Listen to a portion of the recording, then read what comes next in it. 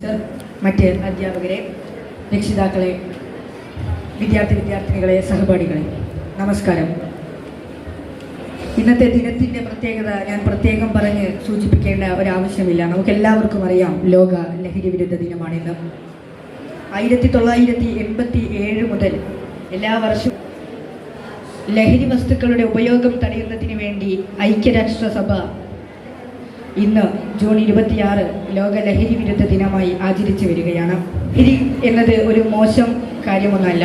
ലഹരി വസ്തുക്കളാണ് മോശമാവുന്നത്. ലഹരിക്ക് നേട്ടങ്ങളും കോട്ടങ്ങളുമുണ്ട്. നമ്മുടെ നാട്ടിൽ ഒട്ടേറെ കാൽപന്ത് കളിക്കാറുണ്ട്, ആരാധകരുണ്ട്, വാഹനപ്രേമികളുണ്ട്. ഇവരെല്ലാം ലഹരിക്കടിമപ്പെട്ടവരാണ്. ഇവരുടെ ലഹരി കാൽപന്തും വാഹനങ്ങളുമാണെന്ന് മാത്രം.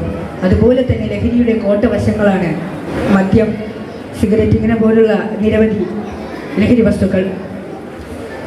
നമ്മുടെ നാടുകളിൽ ആദ്യമൊക്കെ ലഹരി എന്ന് പറയുമ്പോൾ സിഗരറ്റും മദ്യവും മാത്രമായിരുന്നു നമ്മുടെ ഓർമ്മയിലെത്തുക. എന്നാൽ ഇന്നത്തെ വിദ്യാർത്ഥി സമൂഹത്തോട് ലഹരിയെക്കുറിച്ച് സംസാരിക്കുമ്പോൾ നമ്മൾ കേട്ടുപരിചയം പോലും ഇല്ലാത്ത നിരവധി വസ്തുക്കളെ അവർ നമുക്ക് പരിചയപ്പെടുത്തി തരും. നമ്മുടെ കാലം അങ്ങനെ മാറി, അതാണ് വസ്തുത. ലഹരി നിസ്സംശയം നമുക്ക് പറയാം നമ്മുടെ നാടിൻ്റെ ആപത്തായി മാറുകയാണ്. ഒരു കാലത്ത് വീട്ടിലെ മുതിർന്നവർ മാത്രം ഉപയോഗിച്ചിരുന്ന ലഹരി വസ്തുക്കൾ ഇന്ന് വീട്ടിലെ സ്ത്രീ പുരുഷ ഭേദമന്യേ എല്ലാവരും ഉപയോഗിക്കുന്ന അവസ്ഥയിലേക്ക് എത്തുകയാണ്.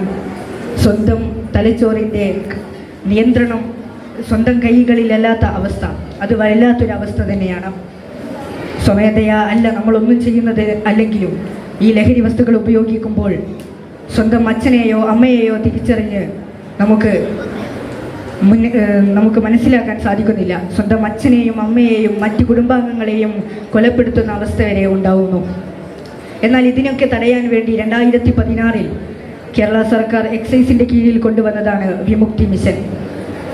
ലഹരി മുക്ത കേരളം എന്ന ആശയത്തോടെ കൊണ്ടുവന്ന ഈ പദ്ധതി കുട്ടികളിലേക്ക് ബോധവൽക്കരണം നൽകലും